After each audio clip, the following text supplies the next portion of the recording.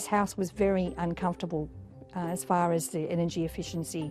I was spending a great deal of money on electricity and gas bills. Previously, we were spending around $2,700 a year in electricity, around $1,400 a year in gas. This house is 100% all electric. We've made it incredibly thermally efficient, and it is saving us close to $3,000 a year in energy over the previous ex-Govey house.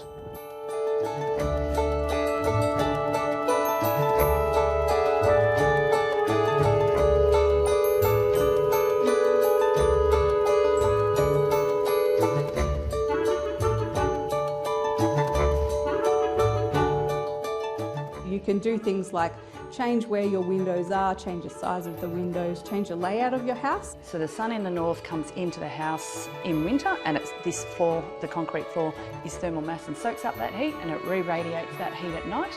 So even at 10 o'clock it feels like we've got floor heating.